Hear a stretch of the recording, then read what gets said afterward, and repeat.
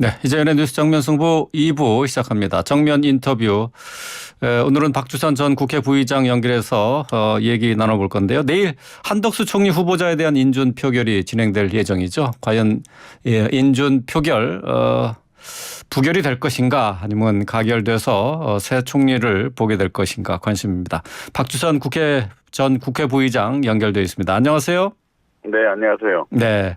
자, 윤석열 대통령 취임식 준비위원장으로서 애를 많이 쓰셨는데요. 좀 늦은 감이 있습니다만은 취임식 아주 성공적으로 잘 진행이 됐고 마무리가 됐습니다. 만족하셨습니까? 아이고, 저희 미래가는 힘이었지만 성실은 하긴 했습니다만 그게 좋은 네. 평가를 해주시고 또 성원을 해주셔서 너무 감사합니다. 네. 예. 좀 뭐 많은 분들이 저한테 이렇게 예. 격려 칭송후 전화를 주시고 그래서 예. 제가 좀 몸둘 바는 모르겠습니다만은 예. 아무튼 잘 됐다 그러니까 네. 윤석열 정부 출범이 제대로 시작이 됐구나 하는 생각이 들어서 조금 흐뭇합니다. 예. 조금 행사를 진행하고 나서 좀 이건 좀 아쉬웠다 뭐 그런 것이 좀 혹시 있을까요? 뭐 사실은 청와대에서 집무실을 용산 국방부청사로 옮기는 그 취지와 의미를 좀 더 살려서 더 획기적으로 좀 국민에게 다가가는 모습을 좀 갖춰야 되겠다 하는 생각을 갖고 있었는데 경호 문제와 또 그러다 보면 의사당 내에 그동안에 시설들이 들어서 가지고 좀 할 수가 없어서 그 정도 선에서 국민에게 깊숙이 다가가고 국민 속에서 대통령이 직무를 하는 소통과 대화를 할 수 있는 그런 자세를 보여줬다는 점에서 많은 분들한테 만족스럽다는 그런 평가를 받았습니다. 그 취임식에 맞춰서 청와대 개방 행사를 했는데 그것도 상당히 좋았었던 것 같아요. 네. 그 직접 대통령께서 참석을 해가지고 개방 선언을 했으면 더 좋았는데 시간상으로 안 돼가지고 그렇죠. 거기 있는 분들이 많이 박수치고 대통령을 비롯해서 참석자 모두가 더 환영을 하고 그랬던 것이 좀 그 모습이 좀 흐뭇하고 따뜻했던 것 같습니다. 자, 윤석열 정부 출범과 함께 우리 윤 정부와 관련돼서 이제 정부의 최대 과제로 국민 통합과 협치를 꼽는 분들이 많습니다. 자, 이런 점에서 취임 이후에 지금 이제 나흘해가 지났는데요. 지금 좀 이른 감이 있지만은 취임 이후에 윤 대통령의 행보에 관해서는 어떻게 평가하고 계신지요? 그 취임식장에서도 좀 겸손하고 낮은 자세로 취임식에 참석하고 끝내는 모습부터 시작해서 이번에 며칠 전에 국회 시정연설에서 보는 바와 같이 정부는 국회에 여야가 있다는 것을 인식하지 않고 정부와 입법부와 관계로만 생각한다 하면서 여당 야당 출신 국회의원들 구별하지 않고 이렇게 소통하고 접촉하는 걸 보고 좀 마음이 흐뭇했고요.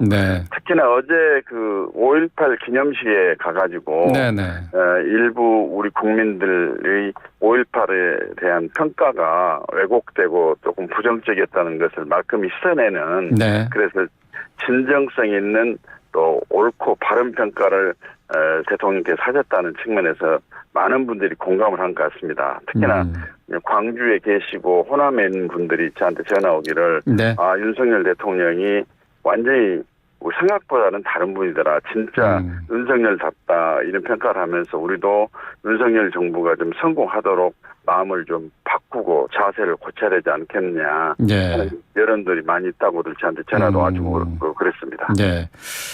윤 대통령의 지금 현재까지의 행보를 긍정적으로 평가를 해 주셨는데 근데 야당에서는 지금 현재 한동훈 법무부 장관 임명이나 또 대통령실 중심으로 검찰 출신이 대거 등용된 것과 관련해서 인선에 대한 불만을 표시하고 있어요. 협치 정신을 훼손한 것은 윤석열 대통령이다라고 주장을 하고 있는데 이 부분에 대해서는 어떻게 생각하십니까? 저는 그렇게 생각합니다. 그 대통령 인사권은 헌법이 보장한 고유 권한인데 청문회 과정을 통해 가지고 능력이나 자질 또는 도덕성에 큰 흠결과 하자가 있어서 도저히 공직을 수행할 수 없는 사람이라는 평가가 되지 않는 한은 대통령 인사권을 존중해줘야 한다고 생각이 되고요.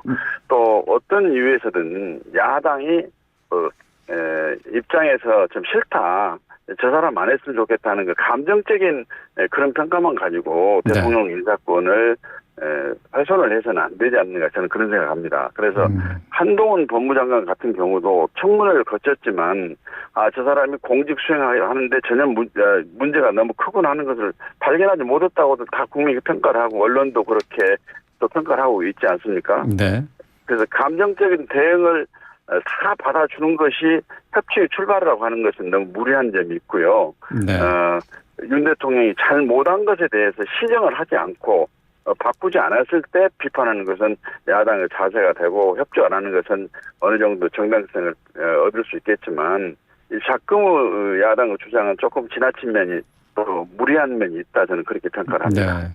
네. 윤 대통령의 인사와 관련해서 야당의 부정적인 반응이 감정적인 대응이라고 이렇게 보시는 건가요? 글쎄 저는 청문회에 직접 참여는 안 했습니다만 네. 언론 보도를 통해서 청문회에 나왔던 여러 가지 주장과 답변 네. 하는 것을 보면은 뚜렷한 것이 그렇게 하자 있고 또는 공직 수행에 문제가 있다고 평가할 만한 네. 그런 사실은 발견되지 않았다고 다들 그렇게 인정하고 있는 것이 아닌가요? 예, 알겠습니다. 자, 협치를 위해서 앞으로 야당을 그렇다고 하더라도 야당을 설득해야 되지 않겠습니까? 당연하죠. 예, 협치를 위해서 윤석열 대통령과 또 정치권에 해주실 조언이 있으실지요? 그러니까 야당이 건설적인 주장과 반대에 대해서는 수용하는 자세를 가져야 되고 네. 평소에도 소통과 대화 노력을 계속해야 한다고 생각합니다. 대통령께서도 국회에 접촉을 하고 또 청와대에서도 만나기도 하고 네. 또 산무장소에서도 만나기도 하고 청와대가 아니라 국방부 집무실에 말입니다. 그런데서 만나기도 하고 또 그리고 청와대 그 수석들이 있기 때문에 그런 분들이 또 대통령 의지와 뜻을 전달하면서 하여튼 만나서 모든 것을 해결한다는 자세가 되면은 어떤 문제도 여야 합의로 해결을 못할 것이 없을 것이다. 저는 그렇게 생각합니다. 네. 자주 만나면은 협치는 자연스럽게 이루어질 것이다. 이렇게 보시는 거네요. 자연스럽다기보다는 만남의 또 빈도가 네. 많아질수록 또 그만큼 서로를 이해하게 되고 또 이제 고충을 또 해소하는데 함께하겠다는 그런 결심도 서게 되고 그런 것이 아닐까 싶습니다. 예. 지금 윤석열 대통령은 우리나라 대통령사에서 처음으로 출퇴근하는 대통령이 됐습니다. 자, 이것 때문에 좀 출퇴근 혼란이나 또 교통 체증 문제 때문에 또 좀 비판이 있어요. 김대기 대통령 비서실장이 향후 대통령 관저 신축 필요성을 언급했는데 이 부분은 어떻게 생각하세요?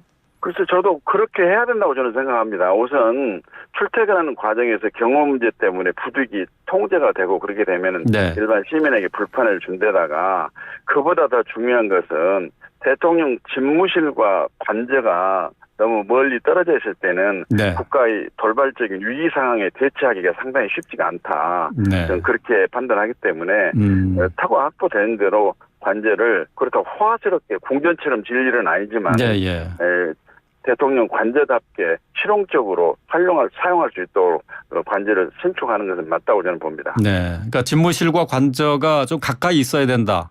그렇다면 네. 지금 용산에 있는 대통령실 그 부근으로 찾아야 되겠네요. 그런 것이 적합하지 않겠습니까? 왜냐하면 남북 간이 대치되어 있는 그런 상태에서 위기 상황이 돌발이 되게 되면 집무실에서 모든 조치가 이루어져야 될 거기 때문에 네. 가까이 관제가 있어야 된다고 저는 그렇게 판단합니다. 네. 그리고 좀 여야 간에 지금 긴장이 높아지는 지점이 있습니다. 내일 한덕수 총리 후보자에 대한 인준 표결을 위해서 본회의가 열리는데요. 자, 민주당은 지금 현재까지는 부정적으로 인준에 대해서 부정적인 입장입니다. 자, 여기에 대해서 어떻게 민주당이 어떤 선택을 해야 될지 조언을 해 주신다면요. 저도 이제 그 청문회 시청도 해보고 그랬습니다만은 또 언론 보도도 제가 읽어봤고 그랬는데 네. 그 뚜렷한 직무 능력이나 또 직무 수행 자세, 또 도덕성에 관련해서 그렇게 비판할 것이 많은 건가 하는 생각을 갖고 있고 또 다소 문제가 있다 할지라도 사실 총리가 임명이 안 돼가지고 지금 불완전한 윤석열 정부가 출범했지 않습니까? 그런데 또 총리가 인준이 안 되면 출범 자체를 막는 거기 때문에 예. 국민들 입장에서도 그게 바람직하다 생각하지는 않는다고 저는 생각합니다. 사실 저도 2017년도에 문재인 정부 출범할 때 초대 총리가 당시에 그 야당이 극력 반대를 하고 전 제3당인 국민의당의 비상대책위원장을 하고 있었는데 저희 당원들을 설득을 해서 정권이 바꿔져 있는데 정부 출범이 안 된다 하는 것은 국민의 대표성을 갖고 있는 국회에서 할 일이 아니지 않느냐 해가지고 저희 당 국회의원들을 설득해가지고 민주당이 당시 123석밖에 없을 때 저희 당이 협조를 해서 164명을 동의로 총인준을 해준 일이 있었습니다. 그래서 그런 선례도 좀 참작을 하고 또 원용을 해서 국민의 뜻에 의해서 정권이 교체됐고 정부가 출범이 돼야 되기 때문에 정부 출범 자체를 가로막는 것은 큰 적당하고 바람직한 역할은 아니지 않는가 저는 그렇게 진단합니다. 네. 민주당에서는 뭐 한덕수 총리 후보자에 대해서 회전문 인사고 또 재산 형성 과정에 좀 불투명한 면이 있고 또 로펌에서 로비스트로 활동해서 사익 추구를 먼저 했었던 사람이라 부적격하다라고 주장을 하고 있는데 이 부분은 동의하지 않으시는 거죠? 모든 국민들이 이제 평가하는 데 있어서는 시각과 견해가 다를 수 있다고 보여지는데 그 정도 가지고 정권을 바꿔 놓은 정부가 출범을 못하게 할 정도로 인준을 거부해야 되겠는가 하는 생각은 저는 듭니다. 네.